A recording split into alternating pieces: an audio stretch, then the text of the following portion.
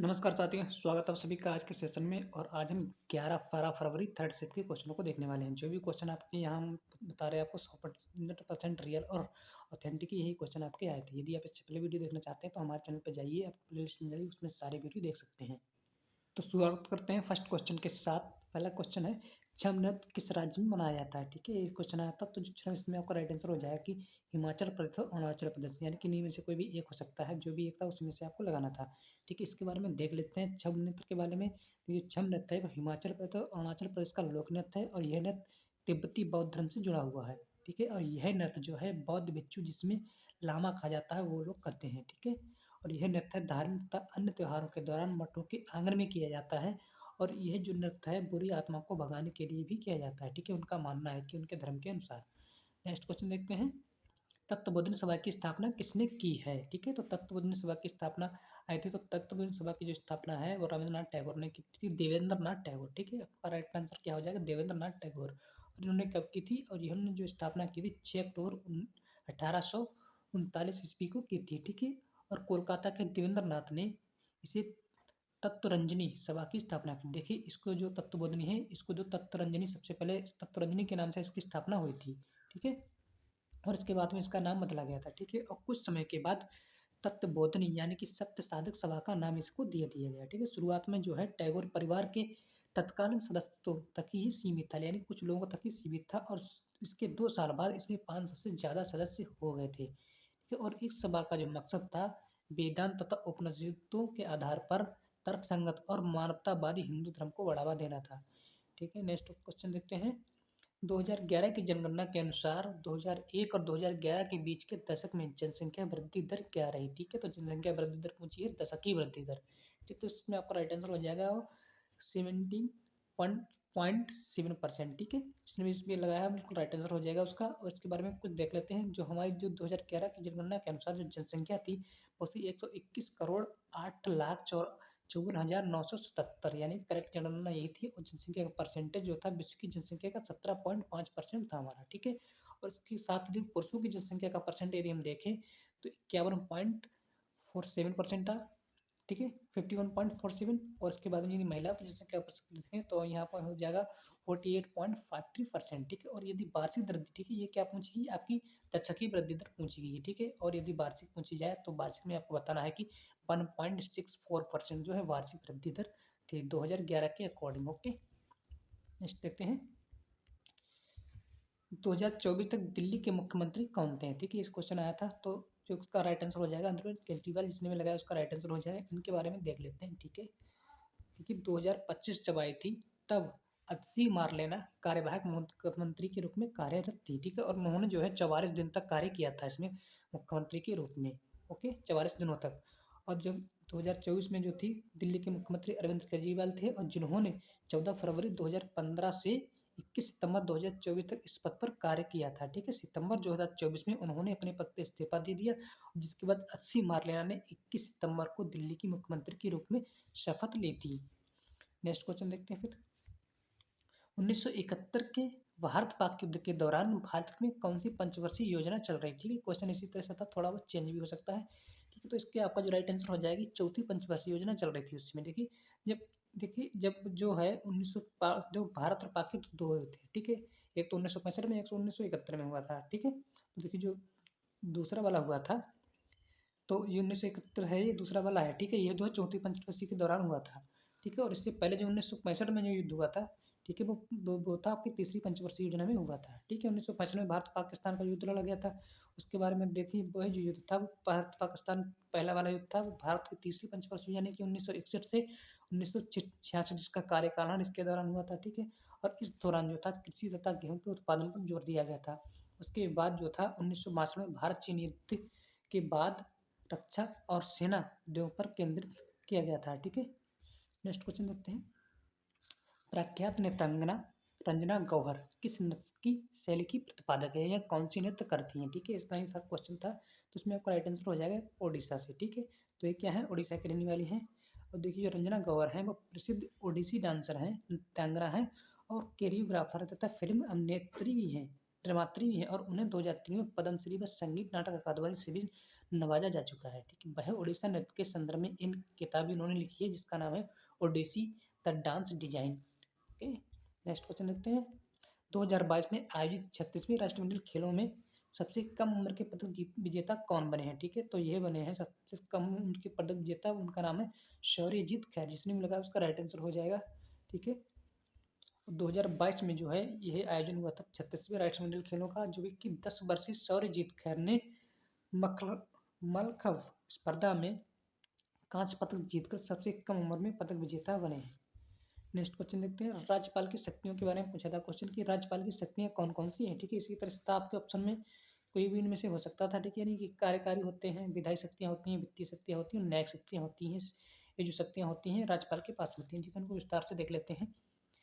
देखिए, जो कार्यकारी शक्तियां होती हैं वो जो राज्य सरकार के प्रमुख के रूप में कार्य करते हैं। ठीक है, और जो विधायी शक्तियां इसमें होती हैं तो विधानसभा को बुलाने, स्थगित करने और उन्हें विधेयकों को मंजूर देने का भी इनको अधिकार मिलता है। ठीक है, राज्यपाल को। उसके बाद में न्यायिक शक्ति क्या होती है? देखिए, दया याचिका पर निर्णय लेने की भी शक्ति इनके पास होती है। ओके, और उसके बाद में आर्थिक शक्ति होती है। तो आर्थिक शक्ति क्या होती है? देखिए, राज्य के बजट तथा वित्तीय मामलों के में हस्तक्षेप ये कर सकते हैं। ठीक है, नेक्स्ट क्वेश्चन देखते हैं फिर। कौन सी लोक नृत्य शैली असम से संबंधित है? ठीक है, तो असम से संबंधित एक लोक नृत्य शैली है थी। तो देखिए, आपके ऑप्शन के अकॉर्डिंग तो बिहू हो सकता है। ठीक है, तो इसमें आपका राइट आंसर बिहू ही होगा। इसके बारे में देख लेते हैं। देखिए, जो बिहू है वो असम का एक लोकप्रिय नृत्य है। ठीक है, और यह जो नृत्य है युवा लड़के तथा लड़कियों द्वारा उत्सव के दौरान किया जाता है, जो कि जुनून, प्रजनन, आग्रह और खुशी का प्रतिनिधित्व करता है। नेक्स्ट क्वेश्चन देखते हैं फिर। प्राथमिक क्षेत्र में रोजगार मुख्यतः में पाया जाता है। ठीक है, मुख्यतः किस क्षेत्र में पाया जाता है? इसी तरह से ही क्वेश्चन था। ठीक है, थोड़ा बहुत तो इसका राइट आंसर आपका हो जाएगा ग्रामीण क्षेत्र, यानी कि ये प्राथमिक क्षेत्र के अंतर्गत आता है हमारा ग्रामीण क्षेत्र। ठीक है, प्राथमिक क्षेत्र के बारे में देख लेते हैं ध्यान से। देखिए, प्राथमिक क्षेत्र में रोजगार मुख्य रूप से जैसे कृषि हो गई, वानिकी हो गई, मत्स्य पालन हो गया, खनन हो गया और डेयरी, ये जो कार्य हैं सारे प्राथमिक क्षेत्र के अंतर्गत आते हैं। प्राथमिक क्षेत्र को ऐसा इसलिए कहा जाता है क्योंकि यह अन्य सभी उत्पादों के लिए आधार का कार्य करता है, यानी कि आधार होता है, यहीं से सभी कार्यों की स्टार्टिंग होती है। नेक्स्ट क्वेश्चन देखते हैं। किस पंचवर्षीय योजना के बीच सरकार ने योजना अवकाश की घोषणा की थी? ठीक है, तो किस पंचवर्षीय योजना? देखिए, इसमें जो थी 2 पंचवर्षीय योजनाओं के बीच योजना अवकाश की घोषणा की थी। सबसे पहले आपकी तीसरी पंचवर्षीय योजना के बाद आपकी आई थी। ठीक है, पहली आवर्ती योजना जिसे कहते हैं। ठीक है, उसके बाद में चौथी पंचवर्षीय योजना के बाद भी आई थी। ठीक है, आपके ऑप्शन में जो भी होगा उसी के अकॉर्डिंग आपको लगाना था। ओके, और देखिए, ये जो है तीसरी पंचवर्षीय योजना और चौथी पंचवर्षीय योजना के बीच सरकार ने योजना विकास की घोषणा की थी और यह जो अवधि थी 1966 से 1969 तक थी। इस दौरान 3 वार्षिक योजना बनाई गई थी। ठीक है, वो कौन कौन सी बनाई गई थी? देखिए, 3 वार्षिक योजना जो थी वो बनाने की वजह थी तीसरी पंचवर्षीय योजना जो बुरी तरह से विफल रही तथा जिसमें युद्ध संसाधन की कमी हो गई तथा मुद्रास्फीति में भी वृद्धि हुई तथा 1966 और 1967 के दौरान सूखे की समस्या हुई थी। इसीलिए योजना को रोकना पड़ा और उसमें योजना अवकाश की घोषणा की गई थी। ओके, यही कारण थे। नेक्स्ट क्वेश्चन देखते हैं। 2011 के अनुसार मिजोरम में गरीबी का प्रतिशत कितना था? ठीक है, तो 2011 की जनगणना के अनुसार जो मिजोरम की गरीबी का जो प्रतिशत था वो 20.87% था। ओके, और ये दो देखिए, इसके बारे में देख लेते हैं। सारे पॉइंट इंपॉर्टेंट, सभी को अच्छी तरह से देख लेना एक बार। जो ग्रामीण इलाकों में गरीबी संख्या से नीचे रहने वाले लोगों की जो संख्या का परसेंट था 2011 के अनुसार वो आपका था 25%, 7%। ठीक है, और यदि शहरी इलाकों में हम देखते हैं गरीबी रेखा से नीचे रहने वाले लोगों का परसेंट तो वो आपका होता है 13.7%। ठीक है, और जो गोवा तथा केरल में गरीबी रेखा से नीचे रहने वाले लोगों का जो प्रतिशत वो था सबसे कम था। सबसे कम में यदि पूछा जाए तो सबसे पहले आपको गोवा लगाना है, उसके बाद में यदि केरल ऑप्शन आता, गोवा नहीं है तो केरल लगाना है। ठीक है, यानी सबसे पहले जो सर्वाधिक गरीबी, सबसे कम गरीबी जो गोवा में ही है। ठीक है, देखिए, गोवा में नीचे रहने वालों का यदि परसेंटेज देखें तो परसेंटेज वहाँ पे हमारा आता है 5.09%। ओके, और केरल में गरीबी रेखा से नीचे रहने वालों का जो परसेंट है वो 7.05% होता है। ठीक है, और बिहार में गरीबी रेखा से नहीं रहने वालों को जो परसेंट है, ठीक है, उनका सबसे सर्वाधिक है, सबसे अधिक बिहार में गरीब पाए जाते हैं, जिनका परसेंटेज यदि देखें तो 33.7% उनका है। ओके, नेक्स्ट क्वेश्चन देखते हैं फिर। भारत के प्रसिद्ध शहनाई वादक कौन है? ठीक है, तो इसका क्वेश्चन देखो सभी का सही होगा। कौन है? बिस्मिल्लाह खान। ठीक है, सबसे यदि बिस्मिल्लाह खान ऑप्शन में ना दिया हो तो आपको बागेश्वर कमर भी लगा सकते हैं। ठीक है, देखिए, ये भी आपके हैं शहनाई वादक हैं। एस वल्लेश्वर हो गए, अनंतलाल हो गए, अली अहमद हुसैन हो गए तथा खा राकेश आनंद। ओके, ये सारे सेना वादक हैं, सभी का नाम आपको याद रख लेना है। देखिए उस्ताद बिस्मिल्लाह खान और बागेश्वरी कुंवर भारत के प्रसिद्ध शहनाई वादक हैं। और देखिए बिस्मिल्लाह खान का जो जन्म है ये भी आपको याद रखना है, ठीक है, पूछा जा सकता है। 21 मार्च 1916 को बिहार के डुमरा गांव में उनका हुआ था जन्म, ठीक है, और वे भारत के प्रसिद्ध शहनाई वादक थे। ओके, देखिए इनका जन्मदिन क्यों याद रखना है, क्योंकि इन्होंने 15 अगस्त 1947 को लाल किले पर शहनाई बजाई थी और साल 2001 में उन्हें पद्म रत्न से भी सम्मानित किया जा सका है। ओके, इसलिए इनका जो जन्मदिन आ सकता है, पूछा जा सकता है। नेक्स्ट क्वेश्चन देखते हैं, मुख्य चुनाव आयुक्त वर्तमान में कौन है, ठीक है, तो वर्तमान में हमारे जो मुख्य चुनाव आयुक्त है उनका नाम है राजीव कुमार, ठीक है, इसमें भी लगा उसका राइट आंसर होगा। उसके बारे में देख लेते हैं थोड़ा सा। 15 मई 2002 को 2022 को 25वें मुख्य चुनाव आयुक्त के रूप में उन्होंने पदभार संभाला था और इसके साथ ही 2 अन्य न्यायाधीश भी नियुक्त हुए थे। उनका नाम क्या है, ज्ञानेश कुमार तथा डॉक्टर सुखविंदर सिंह संधू। ओके, उनका कार्यकाल के बारे में देखते हैं। देखिए चुनाव आयुक्त की जो कार्यकाल होती है, कार्यकाल होता है वो आपका इनका 6 वर्ष का होता है या 65 वर्ष की आयु के बाद, जो भी पहले हो जाए, ठीक है। नेक्स्ट क्वेश्चन देखते हैं, संविधान के अनुसार भारत देश कैसा है, ठीक है, इसी तरह से था कुछ क्वेश्चन, ठीक है। तो संविधान के अनुसार हम देखते हैं तो भारत एक संप्रभु, समाजवादी, धर्मनिरपेक्ष और लोकतांत्रिक गणराज्य है। ओके, देखिए भारत एक संप्रभु है, समाजवादी, धर्मनिरपेक्ष, लोकतांत्रिक गणराज्य है और ये राज्यों का एक संघ है जिसमें संसदीय शासन प्रणाली है तथा भारत को अपना स्वतंत्रता अधिकार है और ये किसी बाहरी शक्ति के अधीन नहीं है, यानी कि किसी का गुलाम नहीं है। भारत के सभी धर्मों को दर्जा दिया गया है, समान दर्जा दिया गया है और उन्हें सरकार का समर्थन भी मिलता है।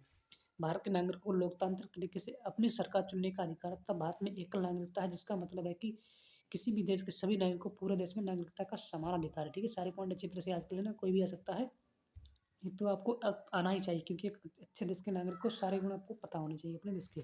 ठीक, भारत सरकार किस चीज़ पर अपने अधिकार का दुरुपयोग नहीं करती, ठीक है, तो किस चीज़ पर अपने दुरुपयोग नहीं कर सकती, तो मौलिक अधिकारों पर जो है भारत सरकार दुरुपयोग नहीं कर सकती है, ठीक है। ठीक है, भारत सरकार नागरिकों के मौलिक अधिकारों का उल्लंघन नहीं कर सकती और नागरिकों के अधिकारों की रक्षा करती है, ठीक है, उसको भारत सरकार की रक्षा करने के लिए कहा गया है हमारे संविधान के अनुसार, और इसीलिए सरकार कानूनी सुरक्षा और संगठनात्मक सुरक्षा का प्रावधान भी करती है।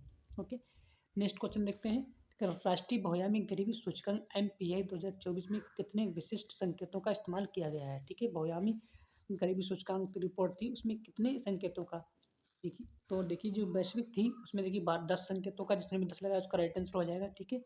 10 संकेतों का इस्तेमाल किया गया था और वही जो भारत की राष्ट्रीय आय थी, ठीक है, ये बहुसंख्यक गरीबी सूचकांक है और एक थी राष्ट्रीय आय, उसमें भी 12 संकेतों का उपयोग किया गया, ठीक है। जो भी आपका क्वेश्चन पूछा गया उसी के अकॉर्डिंग हम लगा सकते हैं। संकेत क्या होते हैं, ये कॉलम होते हैं जिसकी वजह से गरीबी के अनुसार है, मकान नंबर वगैरह वगैरह में सभी डिटेल को फिल करना, ठीक है, उनको हम संकेतक कहते हैं, जितने भी कॉलम होते हैं। नेक्स्ट क्वेश्चन देखते हैं, तो ईंधन में चार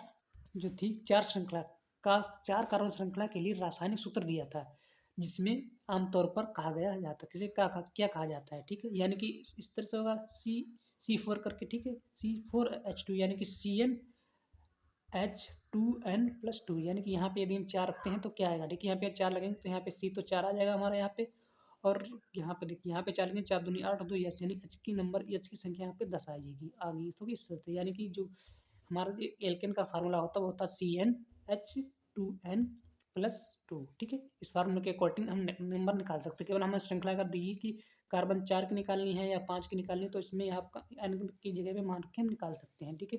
तो 4 का पूछा था, ठीक है, तो 4 का देखिएगा ये ब्यूट करेंगे सिंगल बॉन्ड से जुड़ेंगे तो n लग जाएगा, यानी कि ब्यूटेन हो जाएगा इसका। ओके, ठीक है, तो ब्यूटेन की श्रृंखला सीधी आइसोटोप को संदर्भित करती है, यानी कि ये सिंगल बॉन्ड वाली है, ठीक है।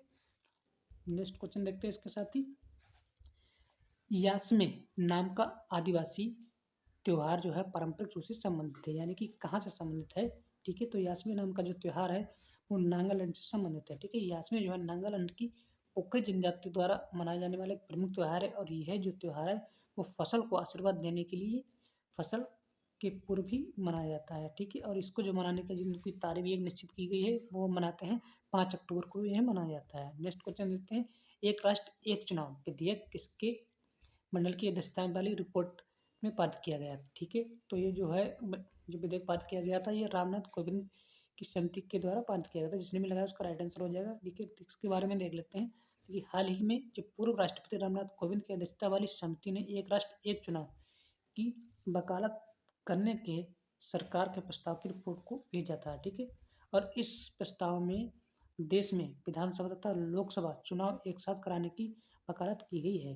नेक्स्ट क्वेश्चन देखते हैं, शुतुरमुर्ग के अंडे की खोज किस पाषाण काल में होती थी? किस काल में होती, ठीक है। तो शुतुरमुर्ग के अंडे की जो खोज है वो पाषाण काल में थी, पूरा पाषाण काल में, ठीक है। तो क्या पूरा पाषाण काल में इसकी खोज हुई थी, ठीक है। इसके बारे में थोड़ा सा देख लेते हैं, ठीक है। जो अंडे की खोज किस हुई, इसको अंग्रेजी में क्या कहते हैं, पेलियोलिथिक पीरियड भी कहते हैं इसको, ठीक है। और ये महाराष्ट्र के पटने पटने होता है एक जगह है, ठीक है। महाराष्ट्र के, जो शुतुरमुर्ग के अंडे के छिलके मिले थे, ठीक है।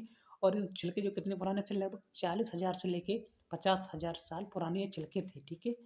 और देखिए, शुतुरमुर्ग के अंडे की जो उत्पत्ति तथा विकास के कारण के रूप में यदि हम चर्चा करते हैं, गोंडवाना लैंड या जिसे गोंडवाना के महाद्वीप बहाव को अक्सर उद्धृत किया जाता है, ठीक है। शुतुरमुर्ग का जो जीवन काल है वो 40 से 45 साल का ही होता है, ठीक है। इसके साथ साथ इस क्वेश्चन आपके समाप्त होते हैं। यदि आपको क्लास अच्छी लगी, वीडियो को लाइक करें, चैनल को सब्सक्राइब कर लें। धन्यवाद। जय हिंद, जय भारत।